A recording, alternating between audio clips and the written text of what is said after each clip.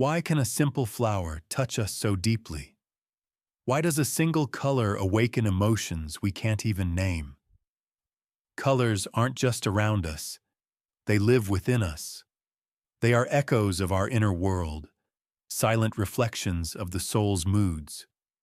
Each hue vibrates at a certain emotional frequency, whispering what words cannot. And among them all, violet holds a unique and mysterious place. Violet is the meeting point between red, the color of passion, life, and fire, and blue, the color of calm, depth, and spirit. It is the fusion of opposites, earth and sky, instinct and intuition, body and soul. In this delicate balance, violet becomes a bridge between the visible and the invisible, the material and the spiritual. For centuries, this color has been a symbol of transformation and transcendence. In ancient cultures, violet was the shade of mystics, healers, and visionaries, those who dared to explore what lies beyond the surface. To wear or choose violet was to declare an inner calling, the need to evolve, to seek truth, to merge with something greater than oneself. Carl Jung, one of the greatest explorers of the human psyche, taught us that symbols are the language of the unconscious. What the rational mind cannot express, the soul communicates through images, dreams, and colors. These are not mere decorations of thought. They are living messengers from our inner world, trying to tell us what we have forgotten to hear. So when you are drawn to a color, an image, or a flower, it is never random. It is a response, a subtle movement within your psyche, revealing what part of you is ready to awaken. Today, I invite you to slow down. Take a deep breath. Look carefully at the three violets before you. Don't analyze, don't think, just feel. This is not a scientific test. It is a symbolic act, a conversation between your consciousness and your soul. Your choice will not define you, but it will reveal something about the energy that moves within you at this very moment. Each violet carries a message. One speaks of sensitivity, another of transformation, and the third of wisdom. They are not opposites. They are facets of the same inner light, different frequencies of the same truth. As Jung once said, until you make the unconscious conscious, it will direct your life, and you will call it fate. So take this moment as a mirror. Let your intuition guide you, not logic, not habit, but that quiet inner pull that says, this one. The flower you choose will whisper what your soul already knows. The path you're walking, the energy you're embodying, and the lesson your heart is ready to remember. Now open your heart. Breathe deeply. Look at the violets, each one glowing softly, inviting, alive. Which one calls your name? The violet of sensitivity, the violet of transformation, or the violet of wisdom? Your choice is not accidental. It is a reflection, a message from the deepest part of you that has been waiting to be heard. Because sometimes the soul doesn't shout. It speaks in color. If you were drawn to this violet, it wasn't by chance. Something in its quiet glow resonates with your essence. That soft vibration that doesn't scream for attention, but touches deeply. This flower belongs to the souls who feel the world in high definition. Those who perceive what others overlook, who sense the unspoken, who absorb every nuance like a sponge of light and shadow. You are the kind of person who walks into a room and immediately feels its temperature, not in degrees Fahrenheit, but in emotion. You can tell when someone is sad even if they're smiling, when tension lingers even if the conversation seems pleasant. Your body, your heart, your very cells act as an emotional radar, constantly picking up the frequencies of others. This gift has roots. Maybe as a child, you had to become sensitive in order to survive, to read the mood of the adults before they spoke, to sense danger before it arrived, to protect peace before it was broken. In doing so, you developed empathy not from theory, but from instinct. You learned to feel instead of simply existing. That's why your compassion is real. It isn't performative, it's born from experience. But sensitivity, as beautiful as it is, comes with a price. Sometimes you carry emotions that aren't yours. You absorb the sadness of others, the chaos of the world, the pain that floats in the air. You take it home without realizing it until you feel exhausted, confused, even physically drained. This is called empathic fatigue. It's real. And it doesn't mean you're weak. It means your heart has been open for too long without rest. You've probably been told that you're too emotional, too intense, or that you take things too personally. But the truth is, you feel deeply because you are alive deeply. In a society that rewards speed, logic, and control, sensitivity can be misunderstood. Yet, your depth is not exaggeration, it's connection. It's humanity. Carl Jung once described a universal figure called the wounded healer, a person who heals others through the very wounds they've learned to transform. That is your archetype. You have turned pain into understanding, heartbreak into compassion, solitude into presence. People trust you even when you say nothing, because your silence doesn't judge, it embraces. Still, your greatest challenge is learning to protect your light without dimming it, to say no without guilt, to care without self-erasure. Because empathy is not constant sacrifice, it's the ability to stay open while remaining whole. When your energy feels heavy, remember, you don't have to fix everything. You don't have to carry every story, every sorrow. Sometimes love means stepping back, allowing others their own growth, their own healing. Take time to recharge, walk barefoot on the earth, let nature recalibrate you, write, create, cry if you need to. Solitude is not loneliness for souls like yours. It's medicine. You may have vivid dreams, flashes of intuition, moments when you just know something without evidence. That's your inner guidance speaking, the whisper of your unconscious, which Jung called the voice of the self. Listen to it. It never shouts. It murmurs in symbols, in sensations, in the subtle beauty of a violet flower. The world may not always understand hearts like yours, but the world needs you, perhaps more than ever. Because in times of indifference, the sensitive ones remind humanity what it means to feel. Your empathy is not a weakness. It's a revolution in a world that has forgotten tenderness. To still choose love, to still choose compassion, to still keep your heart open after being hurt. That is strength, not fragility. So let this violet be your reminder. Your sensitivity is not something to fix. It's something to protect. It's your compass, your medicine, your light. And if you've come this far with your heart still open, still capable of wonder, still choosing kindness even when it aches, then you are already healing the world, simply by being who you are. Because sensitivity isn't about being fragile, it's about being awake. And the soul that feels deeply lives deeply.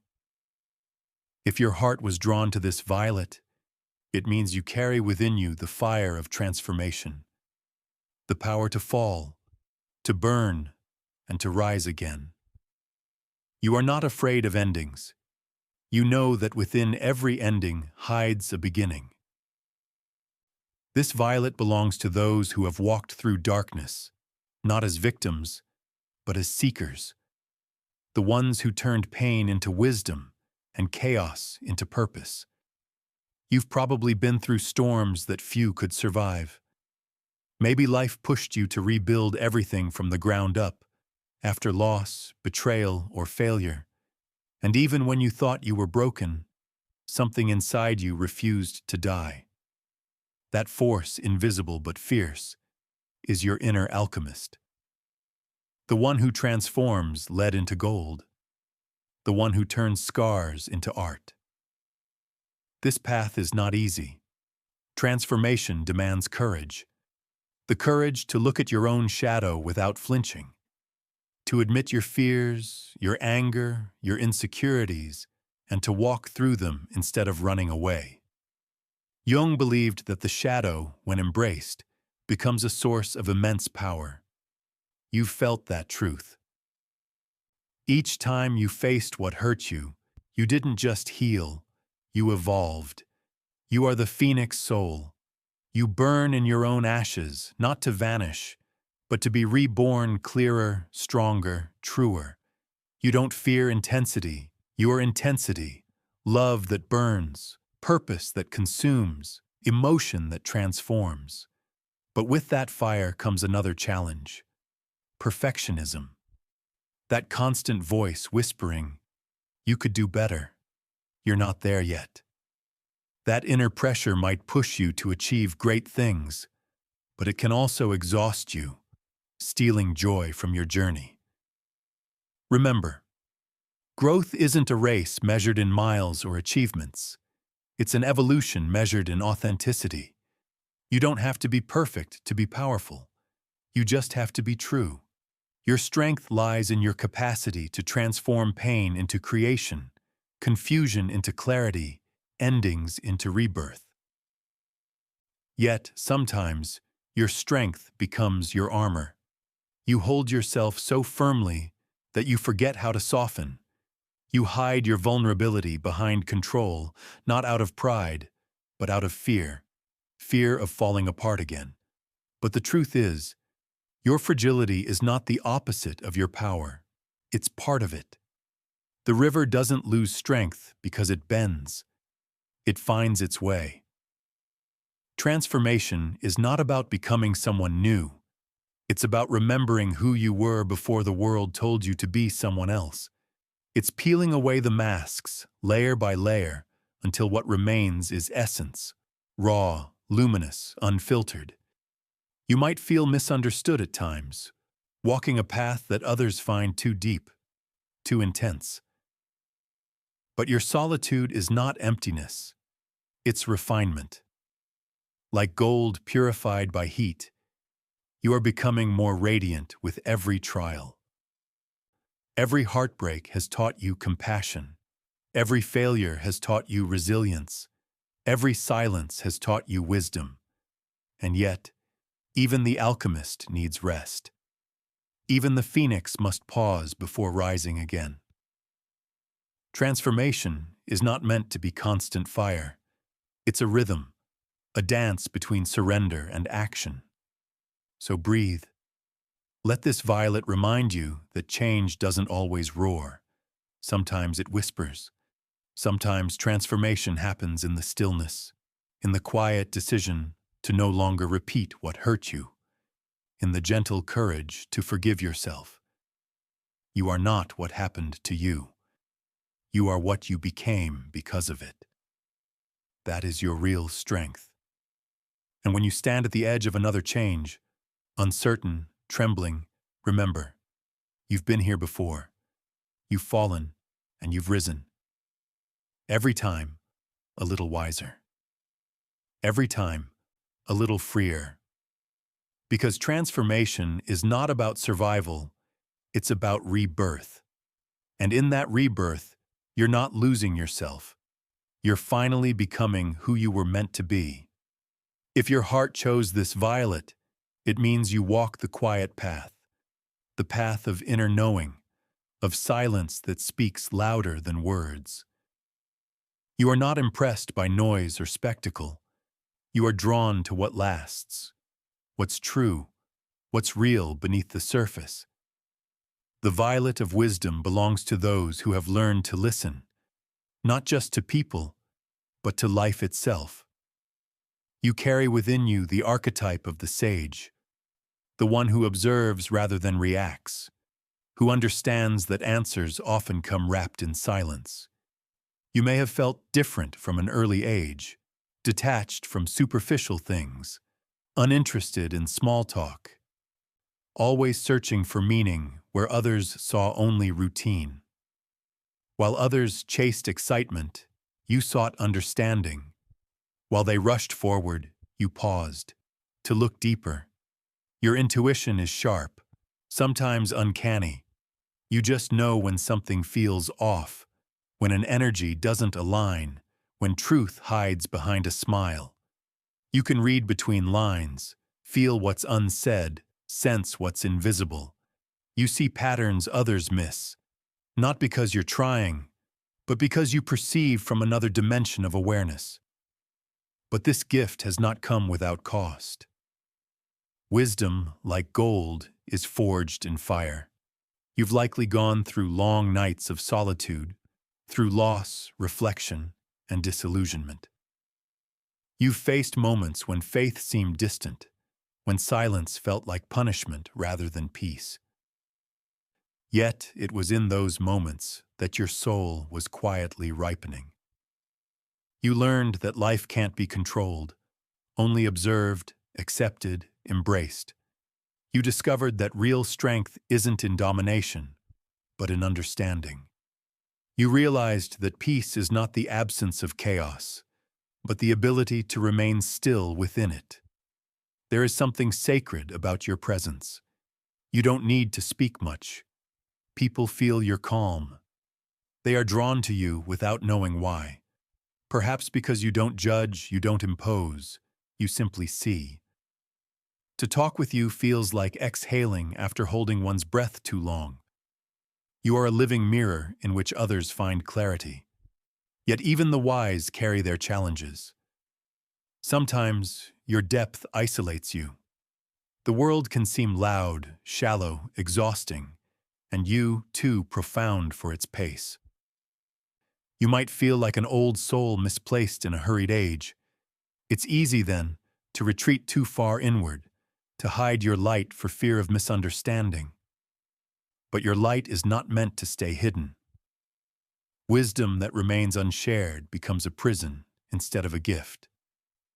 Jung said, "One does not become enlightened by imagining figures of light, but by making the darkness conscious."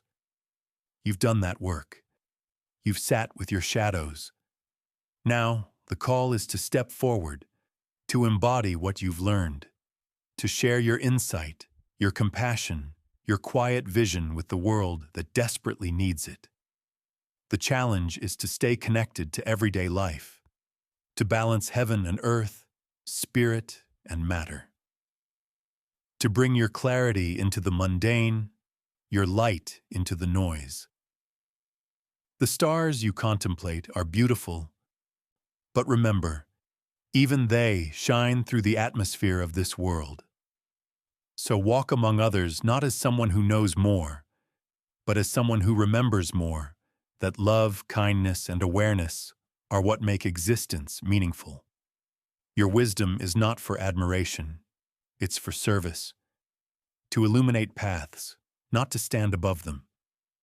If you ever doubt your place, look at this violet again. Simple, discreet, unassuming. It doesn't seek attention, yet its scent lingers, soft and unforgettable. That's you.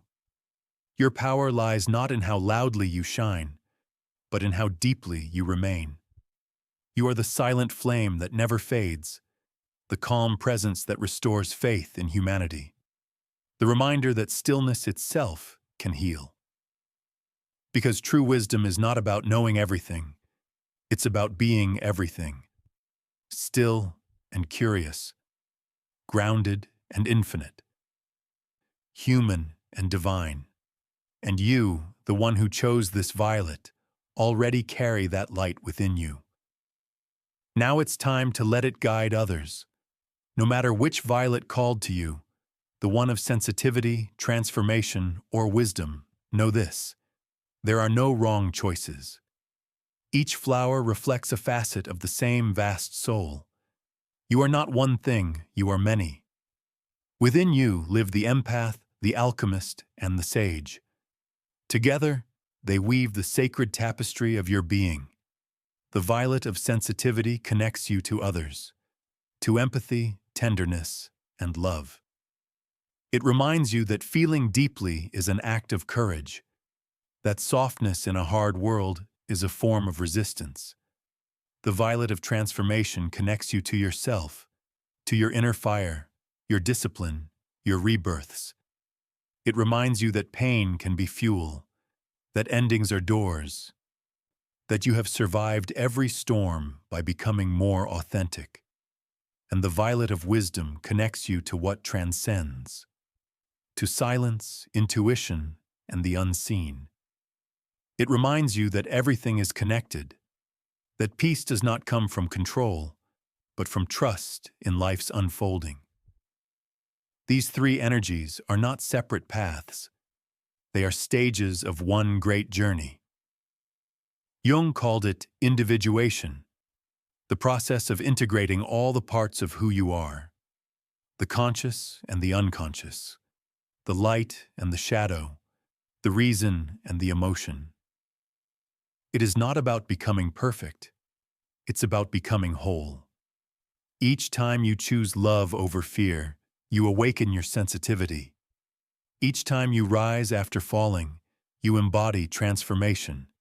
Each time you pause to listen to your intuition, you live your wisdom. Wholeness isn't achieved in one grand revelation. It's born quietly, through moments of awareness, through a breath taken before reacting, through forgiveness instead of resentment, through saying, "This is me, and I am enough." The violet you chose today doesn't lock you into an identity. It simply mirrors your current vibration, the lesson your soul is working on right now. Perhaps you resonate with more than one, and that's perfectly natural. The soul is not linear. It flows, expands, and transforms, just like seasons shifting in their own rhythm. At certain times in life, you might live through the violet of sensitivity, when your heart opens and you learn to feel again. Then, life may lead you into the violet of transformation, when you must shed what no longer fits and rise renewed. And one day, you may rest in the violet of wisdom, where you no longer chase but understand. But ultimately, all three are parts of the same sacred circle. Together, they teach the great truth Jung spent his life uncovering, that everything you need is already within you. So take a moment, breathe. Remember the color that drew you in, the image that stirred something in your chest. That reaction wasn't random. It was your soul speaking in symbols, and symbols never lie. They speak the language of truth, the one beyond logic. You didn't come here to fit in. You came here to awaken, to feel, to transform, to understand, to become. And every choice, every tear, every moment of wonder is part of that journey. If today's violet has touched something in you, hold on to that message. Don't rush to interpret it. Let it work inside you quietly, like roots growing beneath the soil, because the unconscious doesn't shout, it whispers. And if you're listening right now, it means you're ready. So ask yourself, which violet lives in me today? What part of my soul is calling for expression?